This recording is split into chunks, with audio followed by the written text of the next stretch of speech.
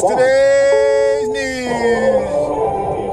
CBS News on the Hour, presented by Indeed.com. I'm Monica Ricks in New York. Maui's emergency management administrator has been fired after refusing to activate warning sirens the night deadly wildfires spread. Had we sounded the siren that night, we're afraid that people would have gone malka.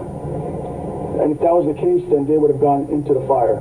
The fires have killed 111 people. Survivor Christina Lee Garrido says she was almost one of them. We jumped into the pool and stayed there, contacted EMS through the SOS system on our iPhone, and they told us to wait. They said, you're in the safest place right now. Don't move. We've pinged you. CBS's Danya Backus is there and says most of the island is now ash. The Lahaina bypass road is now open so residents can drive home. It's hard to take in, just seeing all this devastation. It's a crisis. Over 20 years I stayed in my house. In Canada, residents are now scrambling to escape their own fires. Conditions will be smoky, and residents should drive with caution and care. That's Yellowknife Mayor Rebecca Alty. She wants people out by tomorrow afternoon.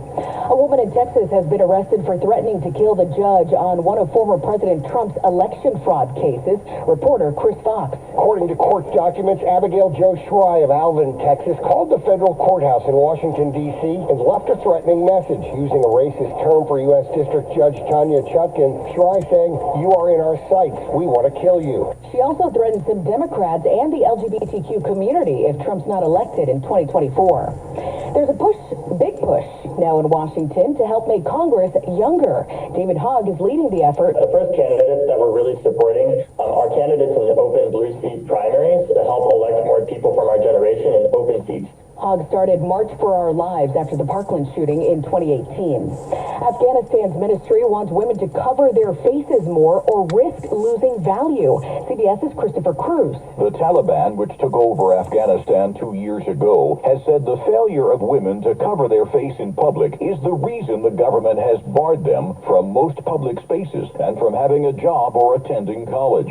A big mystery at a military base in Oklahoma City. Here's CBS's Jim Crisula. What's going on? That's a question being asked by people at Tinker Air Force Base outside Oklahoma City. 17 personnel have died at the base so far this year, according to the publication Military.com. Air Force officials are refusing to give any information about the deaths, citing privacy concerns. More than 30,000 people work or live on base, but it's unclear how many are civilians. This is CBS News. Well, that's today's news. Today's news. I didn't hear any good news, did you? I didn't think so. I guess it's all about perspective. The glass is half full. Well, as always, I'd like to thank you again for coming along with me on these Dash Cam News adventures. You know the drill. Peace, love, and all that hippie jazz. Bye-bye, everybody. It's 78 degrees.